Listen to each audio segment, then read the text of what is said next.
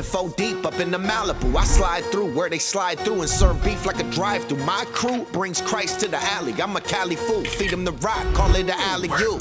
Yeah, Brody, you shanking where I bring the word. Gunshots, holding prayer circles where they stain the curb. We make disciples where they're toting glocks, cause it's funkier than dope fiend socks. The black side of this, some old steam pots. They rock product till the whole thing drops, chopping and hit the block from old green knots. God's the Father. And welcome everybody to another edition of the Brody File. Glad you're with us. Boy, Mike, where do we even begin? There's a debate, then there's a... It is crazy. A month or so to go before the election. Tim Kaine, Mike Pence duking it out in Farmville, Virginia. Quite a debate. Mike Pence looking very presidential. Oh, by the way, maybe 2020 if the 2016 thing doesn't work out. Jennifer Wishon, a.k.a. Jenny in the B block, is in the A block with our report from Farmville. It started as an even matchup. 2 skilled debaters with similar political experience. But it didn't take long for Senator Tim Kaine to demonstrate how he's prepared to be vice interrupter in chief. I was listening to the avalanche of insults coming out of Senator Kaine a minute ago. These were Donald. He says, hold on a second. It's my Governor. time, Senator. It is, in fact, the governor's time. I apologize. This is your 2 minutes. Thanks. I forgive you. All right, we are moving on now. Senator, if your son or my son handled classified information the way Hillary Clinton did, they'd be court-martialed. That is absolutely false, and you know that. Absolutely and you know true. that, Governor. It's absolutely true. Because the FBI did. As Kaine worked to paint the Trump-Pence ticket as out of touch, Pence stayed calm, proving why he's important to the ticket. The pressure to perform was on him after Trump's lackluster week. Then in the final moments of the debate, the candidates were asked about their faith. It's something they both talk about more than their running mates. But when Governor Pence shared his thoughts on the sanctity of life, the gloves came off again. The very idea that a child that is almost born into the world could still have their life taken from them is just anathema to me. And I can't conscience about a party that supports that.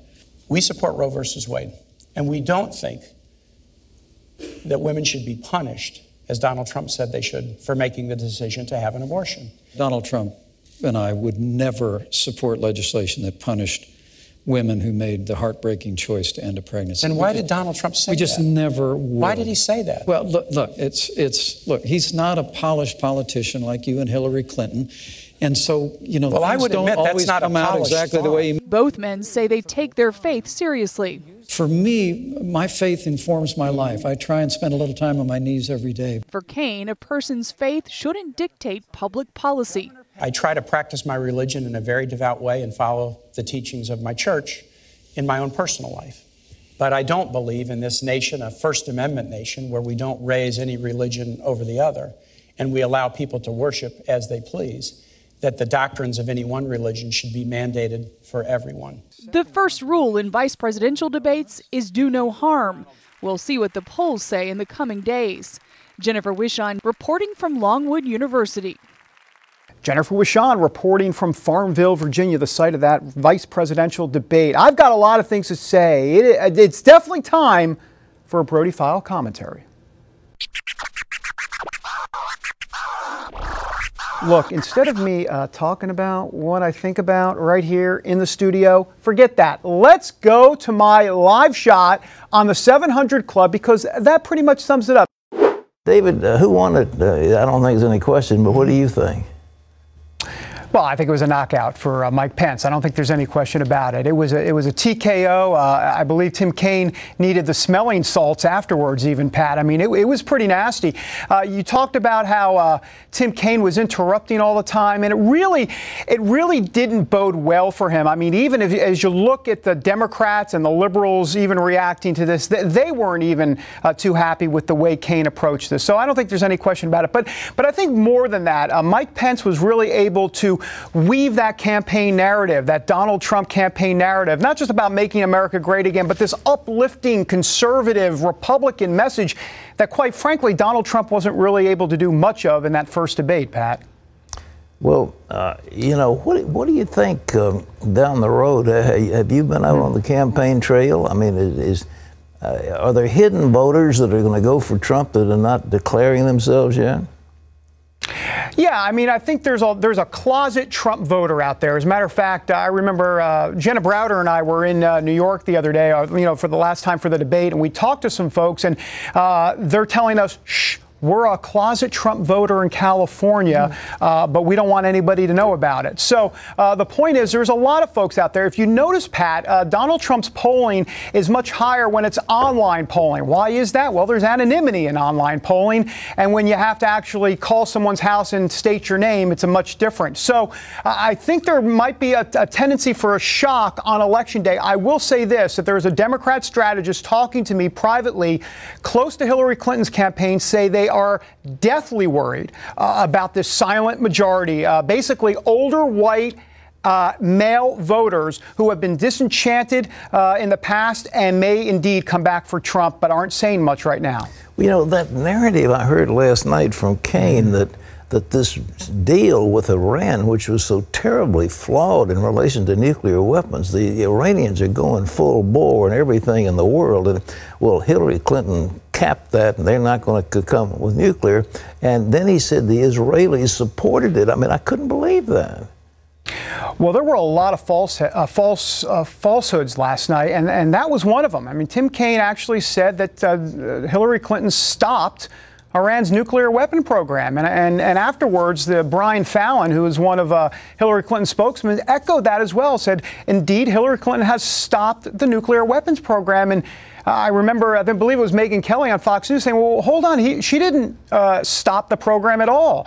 So anyhow, there seems to be a lot of stuff that Tim Kaine was saying in that debate last night. And I know folks will say Mike Pence was saying a few things as well, but Tim Kaine was saying a few things, even on immigration, that seemed to be quite a bit of falsehoods to him, where he was talking about how Donald Trump was talking as it relates to immigration, saying that Donald Trump wanted to get rid of all illegal immigrants. Well, actually, what he said, he wanted to get rid of all criminal illegal immigrants. And so there was a lot of stuff that was really not passing the smell test last night. David, thanks. Great analysis, by the way. When we come back, Jenna Browder one-on-one with the governor of North Carolina. He's up against it. Can evangelicals rescue him? The story when we come back. Welcome back, everybody, to the Brody File. Time now to go to battleground state North Carolina. Huge down there, as Donald Trump would say. Governor Pat McCrory in and up against it. Big challenge down there. Evangelicals, if they don't come to his rescue, then it's game, set, match. It's over. Now, of course, McCrory has been in the headlines because of the HB2 bill, the bathroom bill, if you will. More on that from Jenna Browder, who was there in North Carolina, has this one-on-one with the Gov. Tonight, a blockbuster clash is brewing over transgender rights and North Carolina's so-called bathroom law. Breaking tonight, an explosion of violence on the streets. Protests that erupted in Charlotte, North Carolina. It's a state making national news. The shooting of Keith Lamont Scott has shaken the city of Charlotte. North Carolina, an epicenter of emotional issues felt across the United States. What do we do? Stand up right now! What do we do? Stand up! Normally you go home to escape it all, but even here at the governor's mansion in North Carolina, Governor Pat McCrory can't escape the headlines. Everyone comes up to me and go, Governor, you must have incredible thick skin when people say pretty cruel things about you and even make threats. And the fact is, I don't. One of those issues, the so-called bathroom bill. Earlier this year, House Bill 2 became law, requiring North Carolinians to use the public bathrooms and locker rooms corresponding to the sex on their birth certificate, not their gender identity. McCrory and conservatives say it protects women and girls from sexual predators. Liberals say the law discriminates against transgender people. There is immense pressure to repeal House Bill 2. Have you ever considered doing this? No, not based upon the concept of changing the definition of gender. And House Bill 2 is actually irrelevant now because the federal government has stepped in and ordered the definition of gender to be based upon expression and identity. So this whole focus on one bill is really a diversion, and it's probably going to be re-changed after the election. It's now a national issue, and the national media has no idea, the people in the public have no idea that this issue started by the left. in the city of Charlotte by a very liberal mayor and by the attorney general that I'm running against. McCrory is up for re-election, and it's a tight race. His opponent, Roy Cooper, is using House Bill 2 to drum up support. We've seen no leadership from our governor on this issue. He has doubled down on this bad law as our state has taken hit after hit. It's a major change in our moral fabric, and it deserves debate and deserves discussion, but there's even a lot of pressure on corporations. Apple and PayPal are among the corporate giants backing out of the state, though not entirely. McCrory says a number are still quietly pursuing opportunities in North Carolina. Groups like the NBA and NCAA have also packed up some of their operations. Well, you've got to draw the line somewhere, and the entertainment world is very hypocritical on this also. George Clooney, who I love as an actor, after he criticized North Carolina's bill, he went to China to promote his movie. China, whose human rights records are horrible. How much influence do evangelicals have in North Carolina, and how important are they to your battle you face here? One thing I've told a lot of people is we've got to have the silent majority to quit whispering. They talk too softly about their support, and they need to speak out now, because what's happening in America and what's happening in North Carolina, the only people you hear from in the media and the only people you hear from protesting in the street or on our universities are people of the very far left who disagree with people of faith in many, many issues. But we are not hearing from the silent majority. They're too quiet right now. And therefore, the impression of the independent voter is, well, the loud people must represent the majority. And we're going to find out this election. It's going to be very, very interesting. There's no doubt the eyes of the nation will be watching North Carolina to see if evangelicals have enough punch to make a difference. Right now, the jury's still out. Reporting for the Brody File, I'm Jenna Browder. Jenna Browder in North Carolina. Appreciate it. I was going to say something else. I don't know what else to say. When we come back, Chad Connolly. Look, this guy's running the Republican National Committee Faith Outreach Program. Will evangelicals get there for Donald Trump? The story when we come back. And welcome back, everybody, to the Brody File. Time now for our conversation with Chad Connolly. He is the Faith Outreach Director at the Republican National Committee. We had a chance to speak with him while we were in Winston-Salem, North Carolina. He is speaking to hundreds of churches around the country, talking to thousands of pastors. He has a sense of what they're talking about when it comes to this election and whether or not they can get behind Donald Trump. Here's some of that conversation. You're on the ground. What's the word on the evangelical street? What's going on with the pastors? You're doing a lot of stuff. Well, I've been in a lot of states, specifically the battleground states, but I've been in a lot of pastors' conferences in bigger states as well that pastors from the key states come to. And I think there's a new urgency out there. I think pastors are starting to realize this is a choice of one of two, it may be imperfect people, but I got to make one of those choices. Not voting, sitting at home, not an option. Writing in a third party, not an option. We're going to get a candidate and a president then that would not be very friendly to our belief system. So have you seen some pastors kind of, you say new urgency, start to make a move towards Trump, or at least towards this area? Absolutely. You have? Okay. You know, I think the last 30 days, and I kind of do a little rough count in my head, I've been in Colorado, and Florida, Virginia, North Carolina, Ohio, Pennsylvania, you know, basically the key battleground states. And I think I've spoken to right at 1,100 and something pastors in that time frame. When you're in a room and you see a Methodist pastor and a Catholic priest and some Baptists and some Pentecostals, your brain goes, man, this thing's coming together. And so it's really been a source of encouragement for me. I spoke to a pastor in Iowa the other day who said, look, I'm trying to get there, I can't get there. And he talks about, you know, principle, and if what's my flock going to think if I'm going for Trump? And you know, we had this discussion. I'm sure you've had these discussions with pastors. What's that discussion like? What do you say? What do you do? You know, I started off this job, David, really thinking as a Christian, I want to impress upon people the importance of their biblical obligation to vote. We should vote all the time. We should vote every time there's a poll open for anything, because down ballot, Christians should be in school boards and county councils, all the above. And I understand that they look at it and go, boy, this candidate may not line up with my beliefs exactly. And they have to look at the voter guides and the things like the platform comparisons. But ultimately, they got to realize Jesus is not on the ballot anywhere. And I know that this is kind of cliche, but we're always voting for the lesser of two evils. There are always two people running. We're always going to have to vote for somebody based on something. And let's face it, I don't believe the lines have ever been more clearly marked than they are today. Mr. Trump and the Republican Party platform certainly, without question, represents the things that we as believers stand for and stand on. And the other party doesn't. You've been around these neck of the woods for a while. There's always been a frustration with evangelicals just either not showing up or, I mean, they could tip the scales. They are the silent majority who, you know, the other day, Governor McCrory whispering, saying, you know, could you have a louder voice? How frustrating has that been for you? And take me through let me put you on the psychological couch here a little bit. How does that make you feel? Well, I was about 12 when I realized not to base things on decisions, but on feelings. But you know, when I got this job, Reince Priebus, the chairman, who's a believer, who's become a very close friend of mine, our conversations centered around this very thing. I believe the faith vote, the church-going vote, the evangelical vote, everybody's got a different categorization for it, has always been the most underappreciated, misunderstood, underrepresented vote. Barna says about 82 million people sitting in churches on a Sunday. 30 couple million voted in 2012. 6 million of those 32 million voted for a guy who disagrees with us on life, who lied to us about marriage, because God didn't change his mind on marriage. Barack Obama did, and I guess when he said that it was part of his Christian faith, he set that up. Who betrayed us on Israel. We can go right down the line.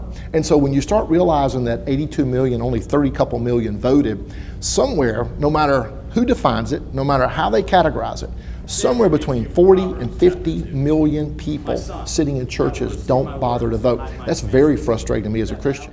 Chad Connolly here on the Brody File. All right, when we come back, an interview with Star Parker. She's conservative, African-American, and pushing back on the liberal narrative when it comes to the war on poverty. We're back in a moment.